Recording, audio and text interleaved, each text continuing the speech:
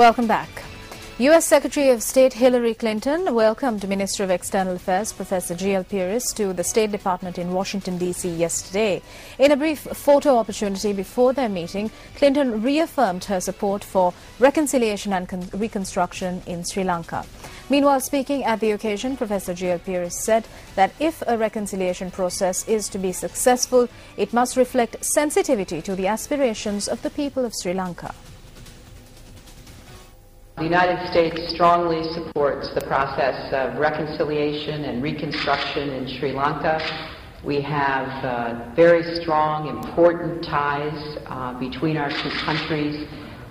We were encouraged to see the end of a very long, bloody, terrible conflict and look forward to working with Sri Lanka as they pursue their commitment to a better future for all the people, and the United States wants to be a supportive partner in those efforts. The most striking developments have really been in the northern province of Sri Lanka, where the economy is growing by as much as 22% in comparison with the average for the rest of the island, which is about 8%. Now, this is the result of an emphasis on the development of infrastructure to a degree that is really without parallel at any other time in the island's history. This is itself the product of a deep conviction of ours that there is an intimate connection between reconciliation and economic development. We believe that any realistic process of reconciliation must focus upon economic factors. There must be a certain threshold of economic contentment and well-being, an emphasis on access to livelihoods and incomes. These are essential aspects of a reconciliation process. We are also addressing in earnest constitutional reforms which are appropriate at this stage of the country's political and social development. A reconciliation process, if it is to be successful, must reflect sensitivity to the aspirations of our people. It must have a homegrown quality. It is only then that the people of the country at large will be able to identify this process, which would then come alive in their hearts and minds. Meanwhile, at the U.S. State Department daily press briefing held yesterday, journalists raised questions from State Department spokesperson Victoria Nuland about the meeting that was held between U.S. Secretary of State Hillary Clinton and Minister of External Affairs Professor G.L. Pierce. U.S. State Department spokesperson Victoria Nuland said that U.S. Secretary of State Hillary Clinton and Minister of External Affairs Professor G.L. Pierce had a public meeting for about 10 minutes and a private meeting for about 35 minutes. She said that Minister of External Affairs presented a very serious and comprehensive approach to the Lessons Learned on Reconciliation Commission's implementations and the plans that the Sri Lankan government has to make it more public and accessible both to Sri Lankans and to those outside Sri Lanka, and what the government intends to do in the implementation realm. The U.S. State Department spokesperson went on to say that U.S. Secretary of State Hillary Clinton has encouraged a really transparent, open, public process, not only on the LLRC specifically and its implementation, but also with regard to accountability to strengthen reconciliation and build public confidence inside and outside Sri Lanka in the process. During the meeting, the U.S. Secretary of State has also stressed the importance of demilitarizing the North, getting to the provincial elections in the North, protecting of human rights, including the protection of the press, and the creation of an environment that is inclusive of engagement and the creation of space for civil society.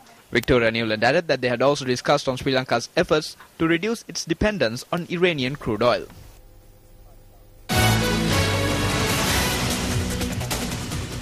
Three police officers died in an accident that occurred in the Pannala area.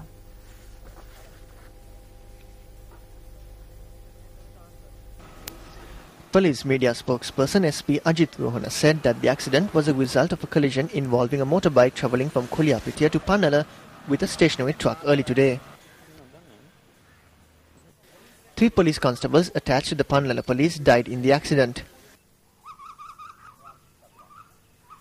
The remains of the victims were placed at the morgue at the Sandalankawa hospital.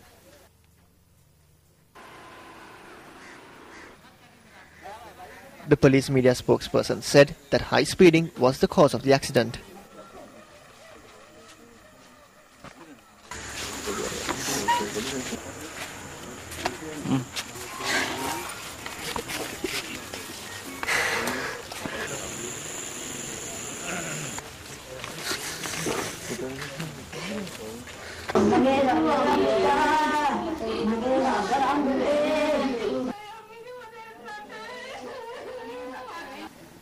"22-year-old Gayan Asanka, a resident of the Baduwatta area in Kiramawalasmulla in Hambantota, was the third amongst 4 siblings.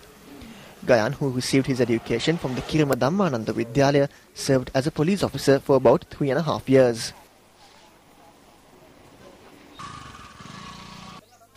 Meanwhile, 24-year-old Dinesh Madhushankar, a resident of the Mahadamana area in Polonnaruwa, also died from the accident. Madhushankar was the 6th member of a family of 8 siblings. Madhushankar, who was an old boy of the Mahadamana Mahavidyalaya, had joined the police service 2.5 years ago. Moreover, 23-year-old Dinesh Priyankara Senemiratna, a resident of the Navagattegama area in Anamaduwa, was another victim. Dinesh, who got through from the grade 5 scholarship examination from the Nikabaratiya Mahasin Vidyalaya, subsequently entered the Kurunagala Maliyadeva Model School and studied for his GCE ordinary level examination. Dinesh had joined the police service 3 years ago. Anoma Fonseca says that they are yet to be informed about an exact date on which former Army Commander Sarath Fonseca will be released. She expressed this view after visiting a private hospital in Colombo in order to look into the well-being of Sarath Fonseca. Wife of the former Army Commander, Anoma Fonseca, arrived at the private hospital in Colombo today along with her 2 daughters. Journalists inquired from Anoma Fonseca about the release of Sarath Fonseca.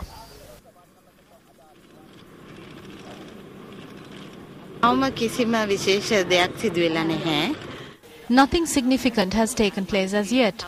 Yesterday I said that something will take place within another 2 days' time. Today or in the next few days we will be able to know about it. We cannot talk about a definite day.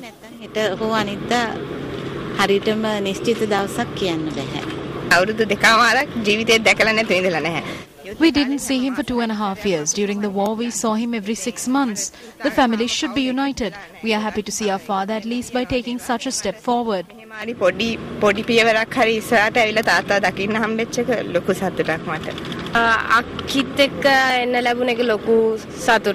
I'm happy to be here with my sister. After a lapse of 2.5 years, all 4 of us will be united.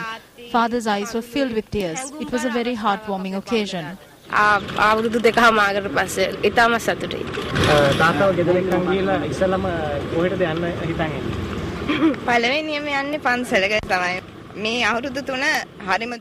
will first visit the temple because the past 2.5 years was a very sad period for the entire family. Meanwhile, a group including Deputy Leader of the UNP parliamentarian Sajid Premadasa visited the hospital today to look into the well-being of Sarath Fonseca. Our fervent hope and intention that the proper authorities will not hoodwink the people of Sri Lanka, that they will have the determination and the capability to ensure that General Fonseca is released to the Sri Lankan society with all of his civic, political and economic rights totally intact. So it is our fervent hope that General Fonseca's release will take place as soon as possible. We will be able to give an assurance to everyone in the country. That is nothing else. General Fonseca will be accepted as the leader of the entire anti-government opposition. The journey of this entire opposition will commence surrounding General Fonseca. This will be the beginning of a progressive path of the country's development.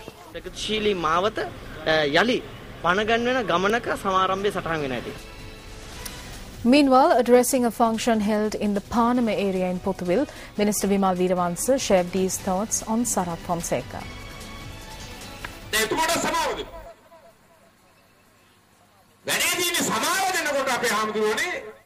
He was granted a pardon. The people who were calling for him to be released have now fallen silent. I heard the JVP saying that releasing Sarath Fonseca does not mean that democracy is being re-established. Then it can be argued that not granting Sarath Fonseca a pardon is not an act of dictatorialism. He played a very special role as the army commander. We respect him for that. However, we cannot say that his role was greater than that of the commander-in-chief. When he receives the pardon, he most likely will be released in a couple of days.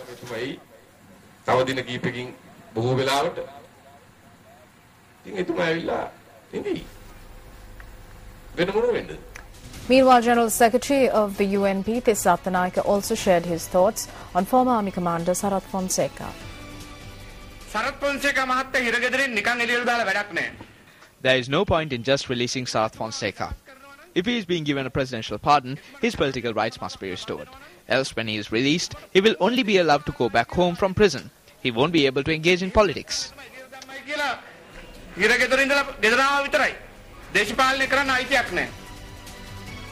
UNP Central Provincial Councillor Shantini Kongahake says that it was under the leadership of opposition leader Ranil Wickremesinghe that they worked to secure the release of former Army Commander Sarath Fonseca. She made this statement during a function held in the Bulat Sinhala area today. The event was held to declare open the Bulat Sinhala branch of the Lakwanita Peramuna.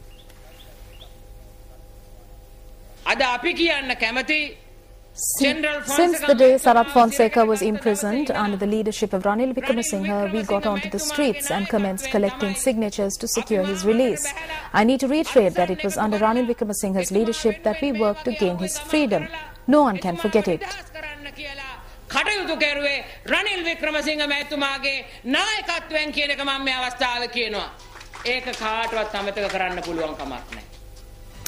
Let's now take a look at the cartoon of the day that we selected from amongst today's English newspapers.